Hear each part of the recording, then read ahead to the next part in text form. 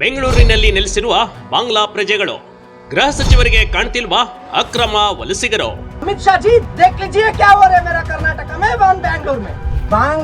बांग्ला हिंदू लोग बांग्ला में नहीं रह सकता है। भारत में बांग्ला का मुसलमान आराम से रह सकता है।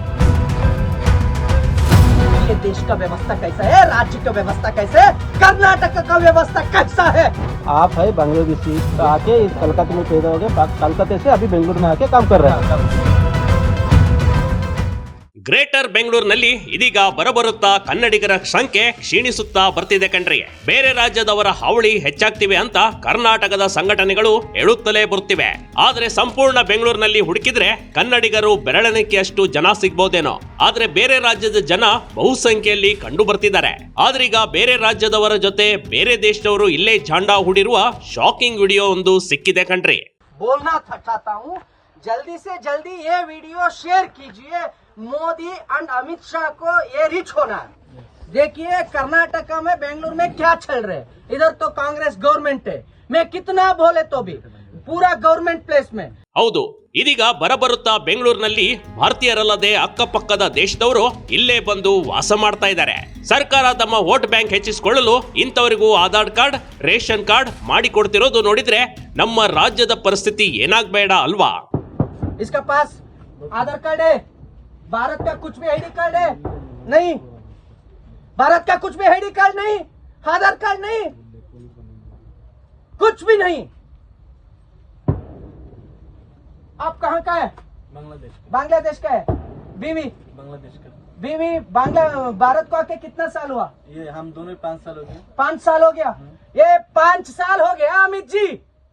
ये तो परमेश्वर जी को बोल के मेरा जीवन पूरा खराब हो गया। कर्नाटका में कांग्रेस आ गया, इधर तो कितना बोले तो भी कुछ भी नहीं करता है।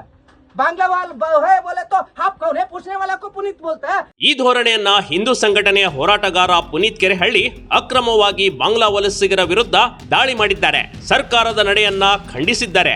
ಇದು ಸರ್ಕಾರಕ್ಕೆ ಕಾಣ್ತಿಲ್ವಾ ಅಂತ ಪ್ರಶ್ನೆ ಕೂಡ ಮಾಡಿದ್ದಾರೆ. आवाज जोर से बोलिए, कितना आदमी है बांग्ला वाला इधर?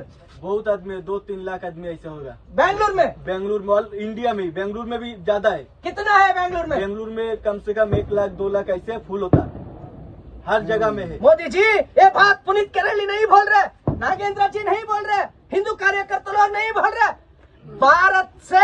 भारत को आ गए ना बांग्ला से, वो बोल रहे बेंगलुरु में कितना आदमी है। इधर तो कर्नाटक का गवर्नमेंट को बोल के मेरा जीवन खराब हो गया। जीवन पूरा यही हो गया मैं लोगों का। ದಾಖಲೆಗಳಿಲ್ಲದೆ ರಾಜಾರೋಷವಾಗಿ ಬಾಂಗ್ಲಾ ಜನರ ವಾಸ. 5 ವರ್ಷದಿಂದ ನೆಲೆಸಿದ್ರು ಸರ್ಕಾರ ಮಾತ್ರ ಸೈಲೆಂಟ್. ಎಲೆಕ್ಟ್ರಾನಿಕ್ ಸಿಟಿ ಪಕ್ಕ ಅಲ್ಲಲ್ಲಿ ಬಾಂಗ್ಲಾ ಪ್ರಜೆಗಳು ಅಕ್ರಮವಾಗಿ ಮನೆಗಳಲ್ಲಿ ವಾಸ ಮಾಡ್ತಾ ಇದ್ದಾರೆ ಕಣ್ರಿ. ಭಾರತಕ್ಕೆ ಬಂದು 5 ವರ್ಷಗಳೇ ಆಗಿದ್ರು ಇವರನ್ನ ಬಾಂಗ್ಲಾಗೆ ಕಳಿಸಿಕೊಡುವ ಪ್ರಯತ್ನವನ್ನ ಸರ್ಕಾರ ಮಾಡ್ತಿಲ್ಲ. ಬೆಂಗಳೂರಿನಲ್ಲಿ ಹೀಗೆ ಸಾಕಷ್ಟು ಜನರು ವಾಸ ಮಾಡ್ತಾ ಇದ್ದಾರೆ. ಆದ್ರೆ ಇಲ್ಲಿನ ಗೃಹ ಸಚಿವ ಡಾಕ್ಟರ್ ಜಿ ಪರಮೇಶ್ವರ್ ಏನ್ ಮಾಡ್ತಿದ್ದಾರೆ ಎಂದು ಆಕ್ರೋಶ ವ್ಯಕ್ತಪಡಿಸಿದ್ರು. आपको अच्छे से आपको गांव को भेज देंगे। आप एक लास्ट बात बोलो, आप बांग्लादेशी है नहीं? हाँ हम बोला ना, हम बांग्लादेश से आया, बहुत छोटा था, हमारा आंटी लेके आया हमको। उधर ही कलकत्ता में रहता था, फिर उधर काम धंधा नहीं, बेंगलुरु में आके काम करता है, खाता है। ओके, आप पहले से तो बांग्लादेशी के हैं। जास्ती मत आप है बांग्लादेशी आके इस कलकत्ते में पैदा हो गए, कलकत्ते से अभी बेंगलुरु में आके काम कर रहे हैं, बस उतना ही। हाँ उतना ही सर। क्यों जनता ज्यादा बात करके मत करो। ಐಟಿಬಿಟಿ ಸಿಟಿ ಪಕ್ಕದಲ್ಲಿಯೇ ಈ ರೀತಿ ಅಕ್ರಮ ಬಾಂಗ್ಲಾ ವಲಸಿಗರು ನೆಲೆಸಿರುವುದು ನಿಜಕ್ಕೂ ಖಂಡನೀಯ. ಇವರ ಹತ್ತಿರ ಭಾರತೀಯರೆಂದು ಹೇಳೋದಕ್ಕೆ ಒಂದೇ ಒಂದು ದಾಖಲೆಗಳಿಲ್ಲ. ಆದರೂ ಇವರು ಬೆಂಗಳೂರಿನಲ್ಲಿ ರಾಜಾರೋಷವಾಗಿ ಗಂಡ ಹೆಂಡತಿ ಹೀಗೆ ಸಾಕಷ್ಟು ಜನರು ವಾಸ ಮಾಡ್ತಾ ಇದ್ದಾರೆ. ಹಿಂದೂ ಸಂಘಟನೆಯ ಕಾರ್ಯಕರ್ತರನ್ನ ನೋಡಿದಾಗ ಕೆಲವೊಂದಿಷ್ಟು ಜನ ಪರಾರಿಯಾಗಿದ್ದಾರೆ. ಕೈಗೆ ಸಿಕ್ಕವರನ್ನ ವಿಚಾರಿಸಿದಾಗ ಅವರು ಬಾಂಗ್ಲಾ ಪ್ರಜೆಗಳೆಂದು ಒಪ್ಪಿಕೊಂಡಿದ್ದಾರೆ. मैं पूरा देशवासी से ये पूछना चाहता हूँ, आप चेक कीजिए। पूरा कोई भी आके पकड़े तो कौन पकड़ते हैं? हिंदू कार्यकर्ता लोगों के ऊपर एफआईआर बनाता है कर्नाटका सरकार, कांग्रेस का सरकार। मैं ये बोलना चाहता हूँ 5 साल से है, कौन सा गाड़ी चलाता है? कौन सा गाड़ी चलाता है? वो एक्टिवा गाड़ी चलाता है।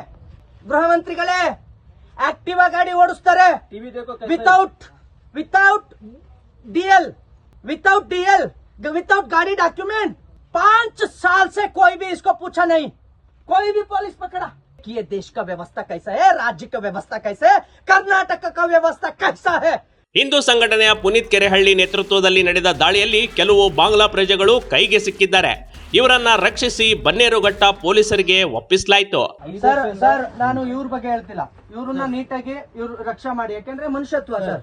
हम क्या बोल रहे हैं, हम 5 दिन, अब बोला ना हम गांव चला जाएगा सर, हमको इधर देना, इधर तकलीफ होगा, देखिए लेडीज लोग है सर, हम 5 दिन का देखिए, 5 दिन का हम गाँव में गए तो देखिए आपको जो देखिए इधर का कानून है, तुम्हारा इधर का कानून है, इलीगल एंट्री हुआ तो वो क्या करना है, वो भेज लेता है, वो भेज लेता है। चलो आप पकड़ देखिए देखिए आपको कुछ भी नहीं हो जाएगा, मेरा ऐसा आदमी नहीं, कर्नाटक में कोई भी ऐसा नहीं है, मालूम है। ಸಿಎಂ ಸಿದ್ದರಾಮಯ್ಯನವರಿಗೆ ಈ ಮೂಲಕ ಮನವಿ ಮಾಡಲಾಗಿದೆ.